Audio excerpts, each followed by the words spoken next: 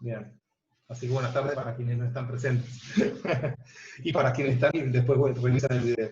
Bueno, ¿cómo les fue con las lecturas? ¿Cómo estuvieron? ¿Qué pudieron ver? ¿Qué preguntas tienen? Para que podamos resolver, para que podamos discutir. ¿Hay algo que les llamó la atención? Sí, respecto a lo que plantea Gisela en la ventana de chat, sí, es complejo de leer tanto en castellano como en inglés. Yo preferí, en tu caso, como el inglés era tu lengua materna, decidí mandártelo también en inglés, como para que veas que no era que en castellano era difícil, sino que en inglés también era difícil. Y repito, cuando vemos a Austin, vemos filosofía del lenguaje. Es un autor que me gusta mucho, ya lo había comentado, para repensar a nivel de estudiosos del castellano. O sea, básicamente lo que él plantea sirve bastante para lo que va a ser la forma en la que nosotros tomamos lo que es la gramática, lo que es la lengua, lo que es el concepto de lengua, y además para repensar otros aspectos que por ahí no se tienen en cuenta cuando se habla, cuando se habla de lengua castellana. Por ejemplo, que se ve lengua castellana y se piensa que todo va a ser la gramática tradicional, donde todo se va a dar a partir de sustantivos, adjetivos, se van a ver las clasificaciones de esos sustantivos, se van a ver las clasificaciones de esos adjetivos, etc. Pero ver lengua a veces va mucho más allá de eso, ¿sí? Va en relación a ver contextos, usos de diferentes, de acuerdo a la situación comunicativa, condicionamientos cognitivos de los interlocutores, etcétera, etcétera, un montón de cosas.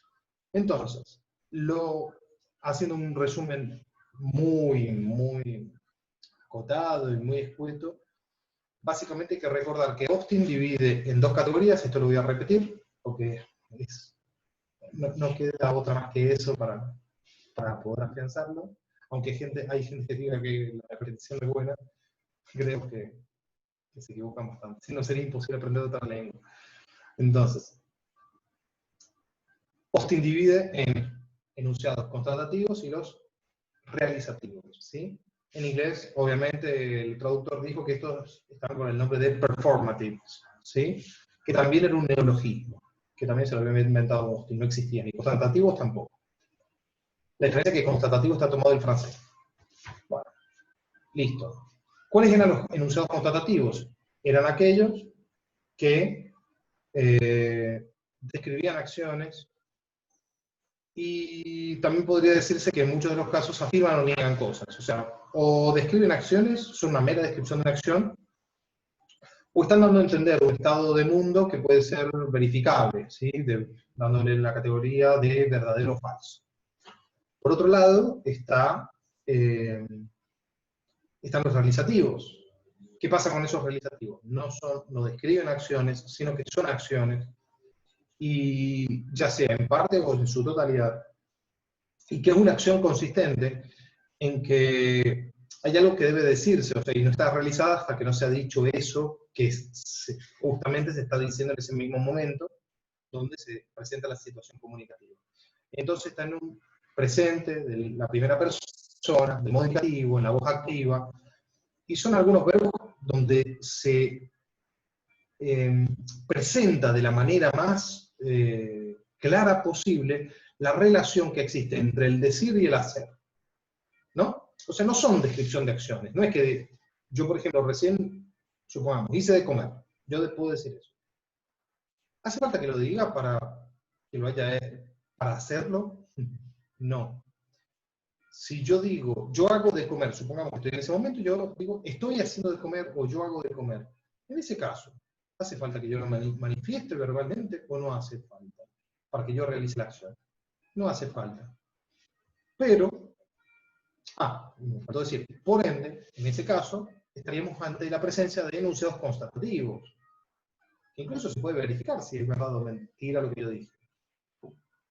Por el otro lado, tenemos algún realizativo, como por ejemplo, algunos de los que vimos, prometo. ¿Sí? La clase pasada, según que hicimos, tenían que buscar algunos de esos tipos de enunciados. Por ejemplo, prometo. Yo prometo, tú prometes.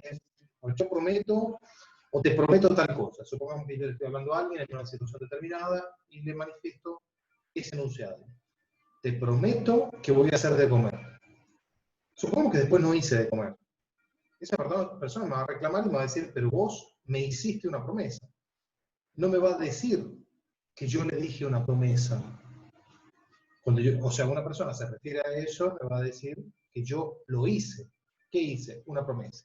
Lo mismo pasa con una advertencia, por ejemplo, que se puede hacer de muchas maneras, ¿no? ¿Qué sé yo? Un padre o una madre que baja directamente, poniéndose el dedo en el ojo y señala el ojo, está dando a entender que tenga cuidado. También es un tipo de advertencia, pero pensemos en el hecho verbal, ¿no? Cuando una persona manifiesta verbalmente ese mismo verbo que a su vez está representando esa acción que se está diciendo. Entonces, al pronunciarla, está haciéndola a la vez que la está diciendo, no es solamente decir. No es ni verdadero ni falso el hecho de que una persona prometa. Entonces, si yo digo, yo te prometo que voy a hacer de comer, nadie me puede decir que ese enunciado es falso. El enunciado de por sí, per se, no es falso. El enunciado está ahí. El enunciado se ha presentado y al hacerse manifiesto, una acción se ha puesto a funcionar o se ha puesto a rodar. ¿Vamos bien? No sé si vamos bien, si me van entendiendo para dónde va el razonamiento. Es todo un resumen, digamos, de la conferencia 1. Ahora quería meterme con la conferencia 2. Y pasar a esta, básicamente.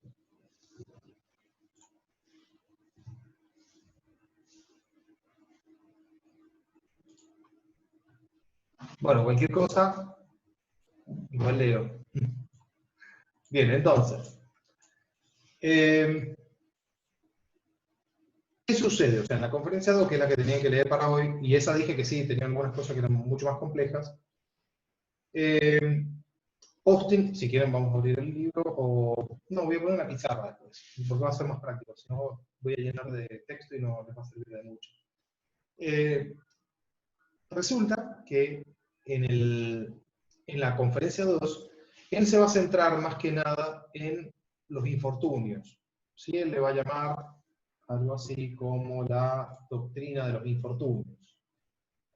¿Qué es un infortunio? Es cualquier cosa que tiende a salir mal y que va a terminar saliendo mal, ¿sí? O que por alguna razón, o sea, algo falla por lo cual no se puede llegar a un buen puerto, ¿sí? O no puede llegar a donde se pensaba. Entonces, por ejemplo, si yo digo, como aparece en el texto, bautizo a este barco Reina Isabel y tiro una botella de champán contra un barco de papel, o acá veo un barco estacionado en el garaje de una casa y tiro una botella de champán. Bueno, habría que ser bastante derrochador para tirar una botella de champán, pero bueno, suponiendo que pasara. Al hacerlo, ¿estoy realmente bautizando en ese caso? O sea, lo que estoy diciendo que es bautizo, ¿no? Como verbo de tipo realizativo. ¿Estoy realmente bautizando o no? Algo está fallando. Si yo en otra situación le prometo a alguien una cosa y no la cumplo, ¿qué pasó ahí? ¿Se llevó a cabo, se llevó a buen puerto? ¿Se llegó a una situación feliz o no?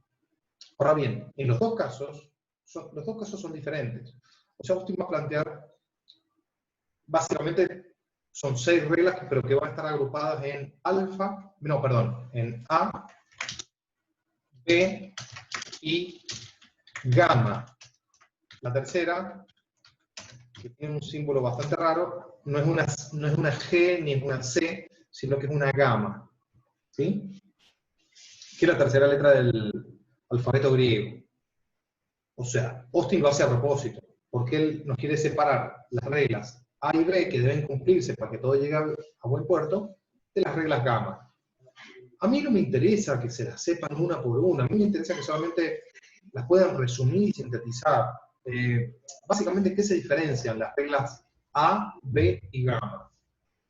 O mejor dicho, las A y B de las gamma. Yo lo dividiría de esa manera.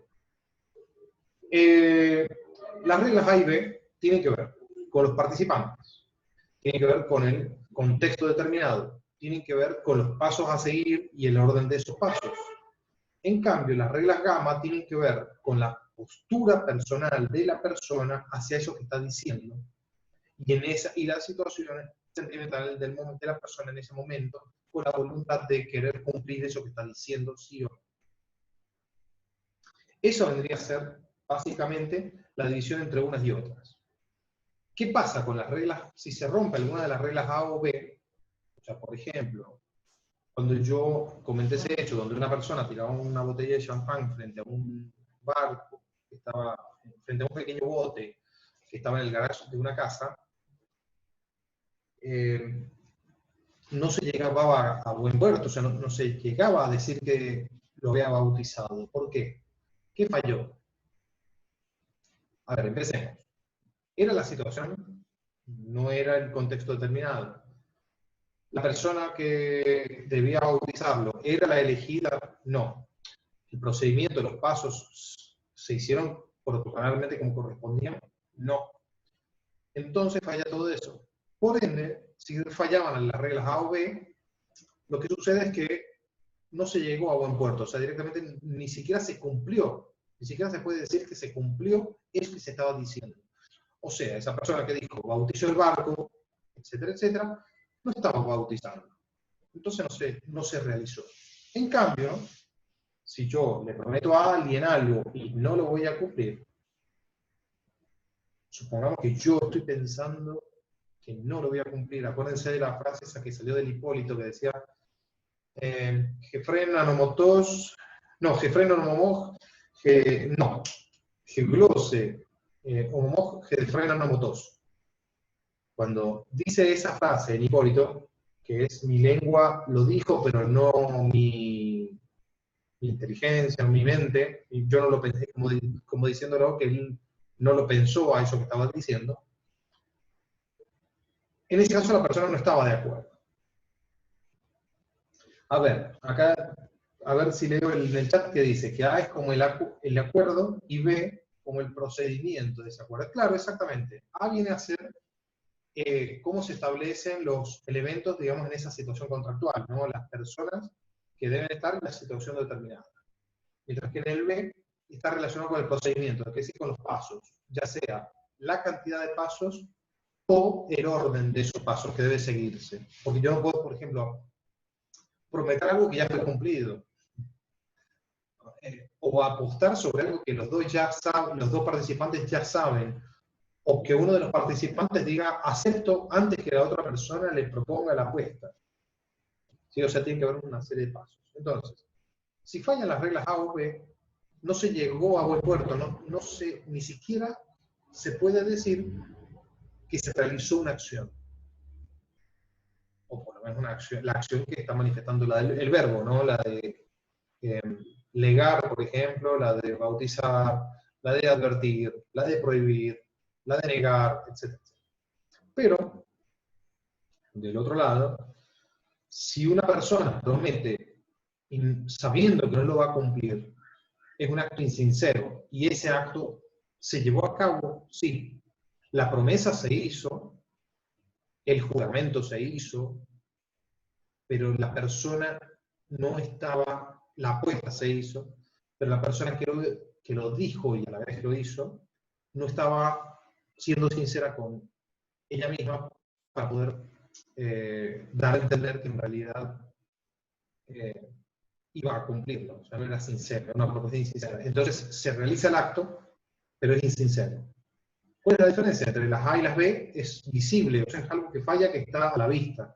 En cambio, en las reglas gamma, lo que falla es interno. Eso debe ser en muy pocas palabras, lo que es un infortunio. ¿Sí? Bien. Me gustaría que pasáramos a este otro texto. Esto es lo que la idea era para hoy. No sé si alcanzaron a leerlo. Este es de los actos de Ala. A ver, voy a tener que correr. un poco la ventana de chat porque me termina estorbando. Bien. Bueno, a ver.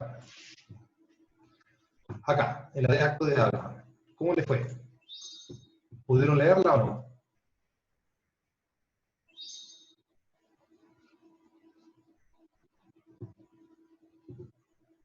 ¿Pudieron revisarla? ¿Tuvieron alguna duda?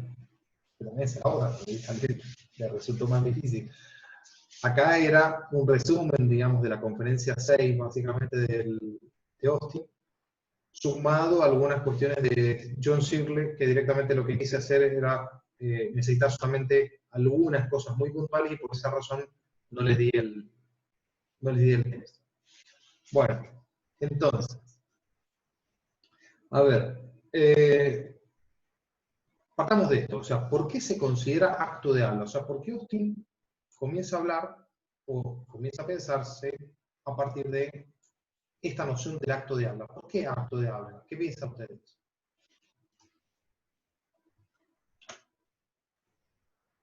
¿Qué creen que está dando a entender? ¿Por qué lo de acto? ¿Qué pasa con el lenguaje?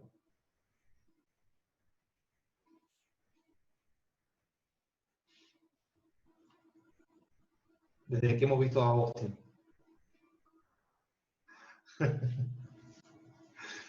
Estoy leyendo el chat y me mato de risa. Bueno, bien.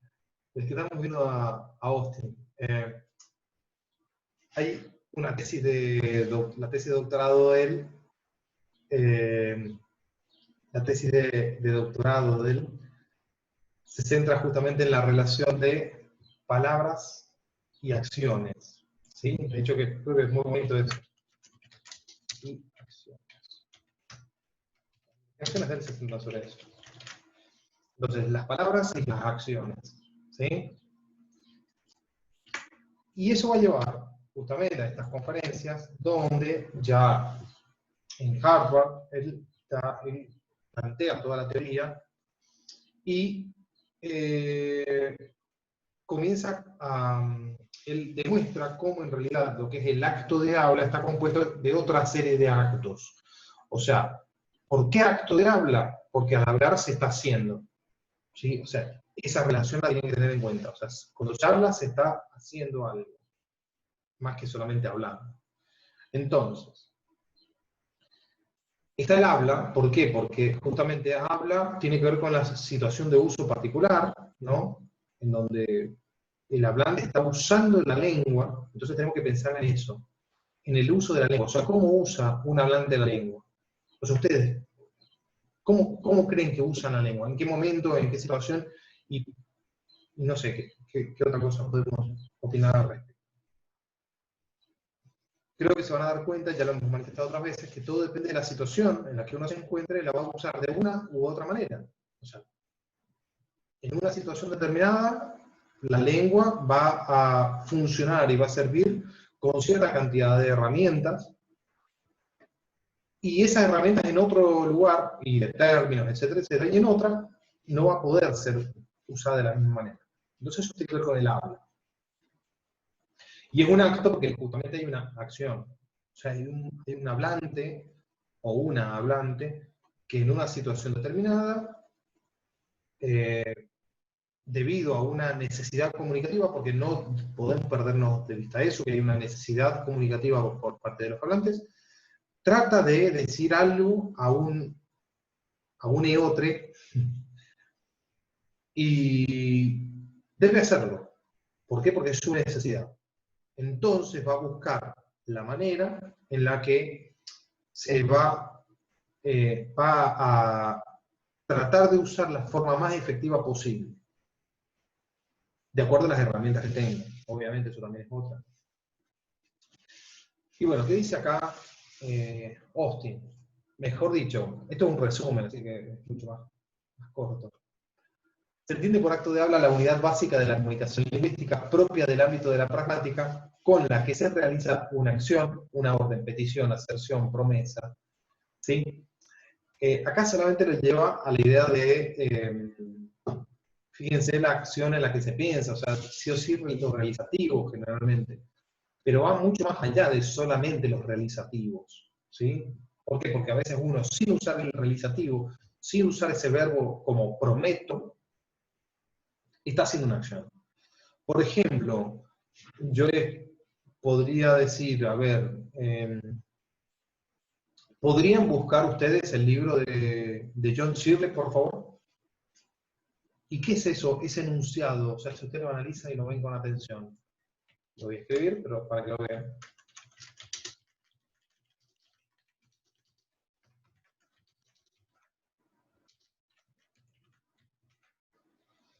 ¿Qué pasa con ese enunciado? Dicho por mi parte, hacia ustedes. ¿Pueden ustedes buscar el libro de John Searle? Y me faltó poner, por favor.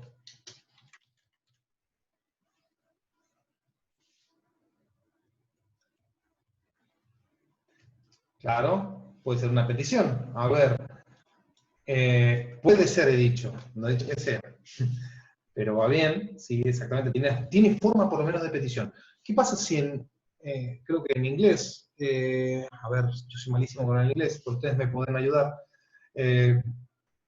Si me siento de repente en un café y levanto la mano al mozo, se me acerca el mozo y le digo, can I have coffee? Can I have? O sea, ¿qué pasa? ¿Ahí es una petición?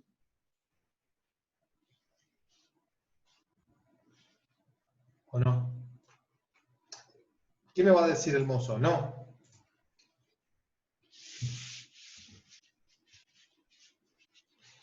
¿O qué pasa en este caso? Por ejemplo, cuando yo digo, ¿podrían ustedes buscar el libro de John Searle, por favor?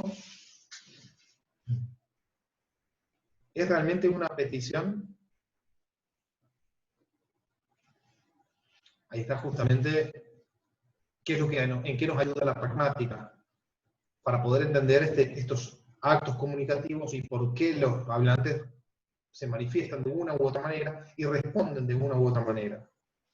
O sea que es probable que ustedes me digan, no quiero, ante este caso, por ejemplo, que yo les diga, ¿podrían ustedes buscar el libro de John Searle, por favor? Y que ustedes me digan, no quiero.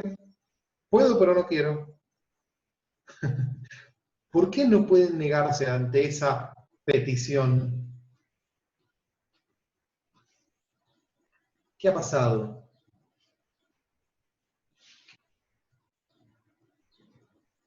Y vuelvo a manifestar. ¿Es realmente una petición?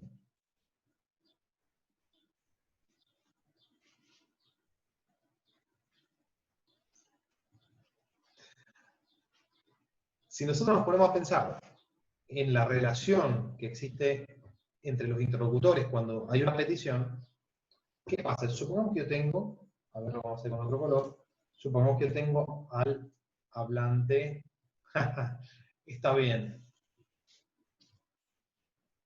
exacto, exacto, tiene que ver con eso. ¿Qué pasa? En una petición, yo puedo ser, supongamos que yo soy el personaje, o sea, tengo un interlocutor que es el personaje A, y tengo un interlocutor que es el personaje B, ¿sí? Para que se haga una petición, a ver, está agregando ya Gabriela también a la... Bien. ¿Qué tal, Gabriela? A ver. Ah, todavía no alcanza a abrirse el micrófono. Bien. En la relación que existe entre ese interlocutor A y B, para que haya una petición, la direccionalidad es del inferior o del que está en inferioridad de condiciones respecto a ese que está en una situación superior.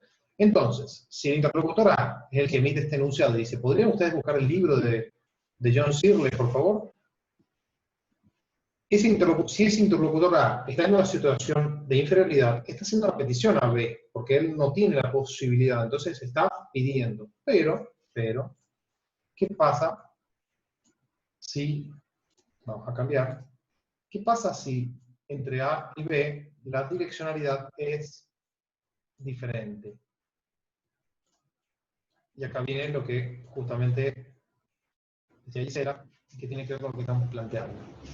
¿Qué pasa si en este caso yo lo manifiesto y yo les pido que busquen el libro?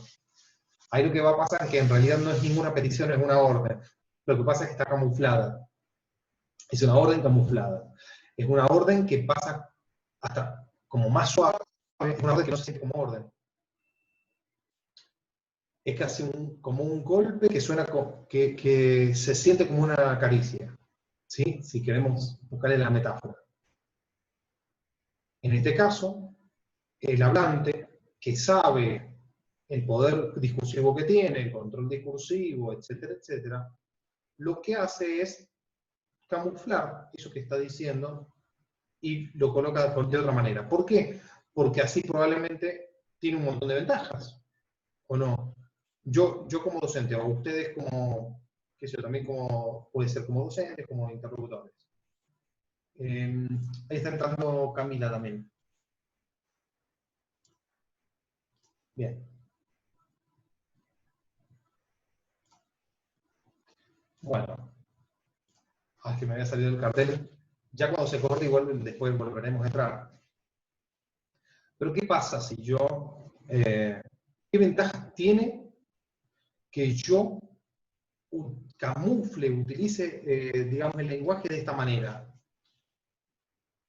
¿O no tiene ninguna ventaja que yo les pida un favor? ¿Sí? ¿Qué tal, Camila? ¿Cómo anda Gabriela? Si no la había saludado recién. Estamos viendo cómo se esconden y cómo, digamos, aparecen, cómo con el hablar se hace, que ya hemos dicho varias veces, y creo que es un acto de habla, ¿no? Y estamos también tratando de criticar un poco esto, porque no siempre se necesita de ese verbo realizativo para que haya un acto de habla, o sea, el acto de habla en realidad se produce siempre, ¿sí? No hace falta que yo diga, te ordeno tal cosa para que sea considerada una orden. No hace falta que yo haga una petición de, te pido por favor que tal cosa. No hace falta que esté el verbo para que pueda aparecer el acto de habla. Entonces, y habíamos hablado de los infortunios también, para quienes no habían estado a tiempo. Que eso es lo de la conferencia 2, que en realidad lo pasé ya, porque directamente era el único punto que me interesaba. Lo demás se les va a complicar mucho y no me interesa que vayan punto por punto, porque además es una lectura muy difícil.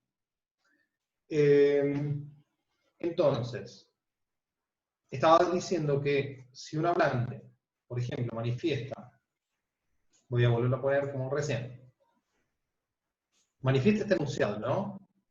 ¿Podrían ustedes buscar el libro de John Searle, por favor? Can I have coffee, please?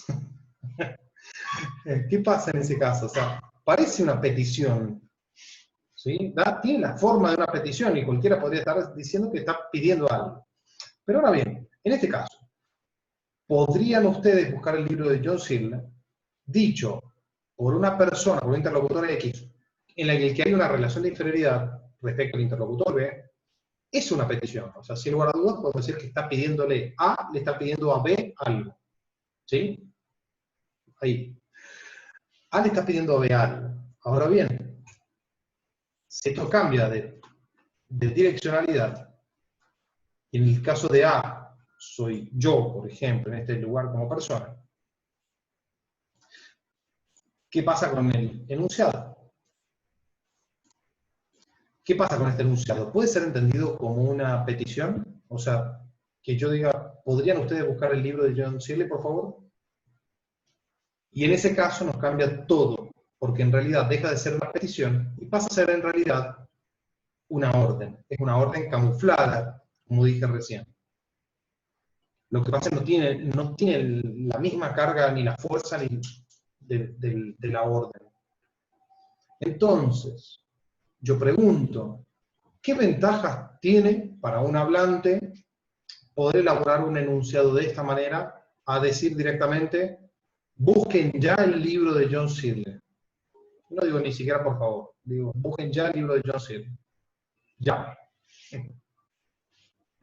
Mentira, no lo busquen, es solamente un ejemplo. Pero cómo lo interpretan? ¿Cómo lo entienden?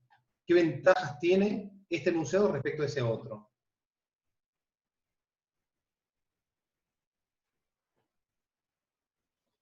Para ser más agradable, sí, exactamente. Entonces, si es más agradable, ¿qué ventajas tiene? ¿O no tiene ninguna ventaja ser más agradable?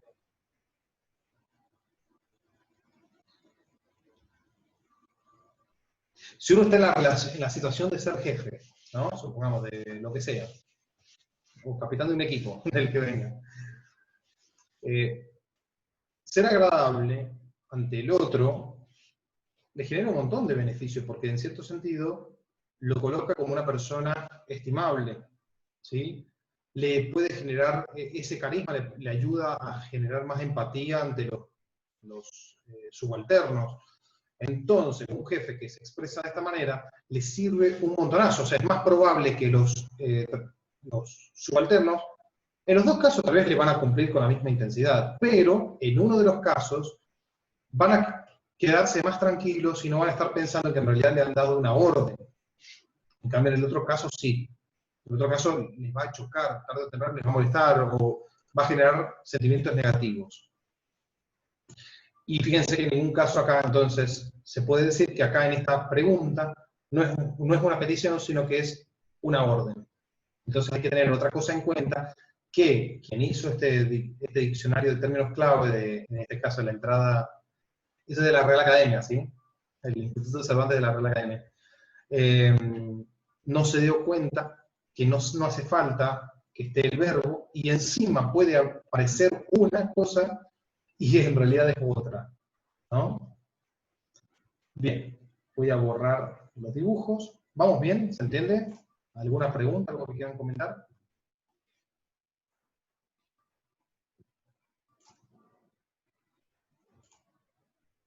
Bien, perfecto.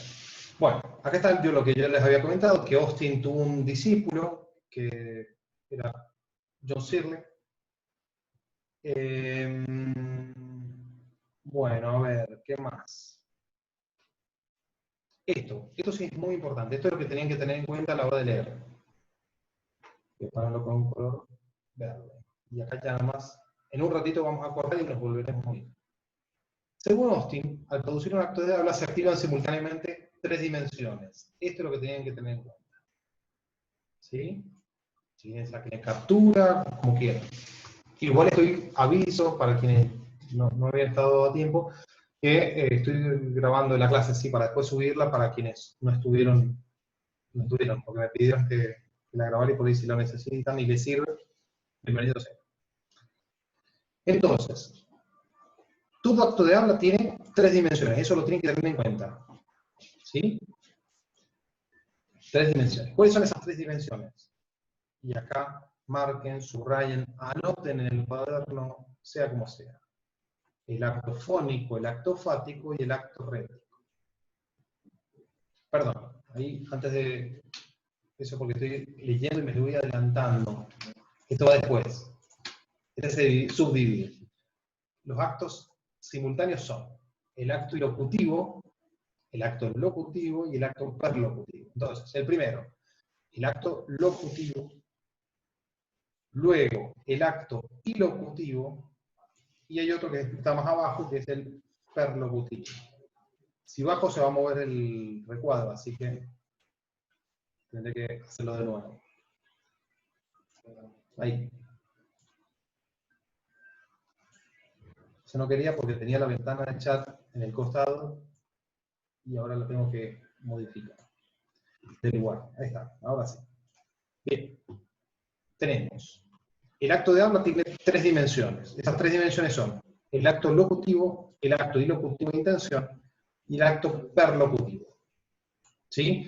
No hay que pensar que uno va primero y el otro después. No, son actos simultáneos. Fíjense cómo dice ahí. Simultáneamente 3 dimensiones.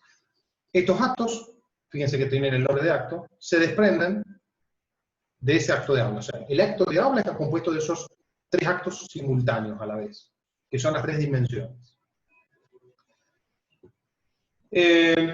A mí lo que me interesa, esto obviamente se subdivide en este caso, no me interesa tanto, me interesa esto. El locutivo, en muy pocas palabras, viene a ser el acto de pronunciar, es lo que se dice. O sea, en muy pocas palabras puedo decir que es lo que se dice, que tiene que ver con la pronunciación, con el hablante manifestándose lingüísticamente.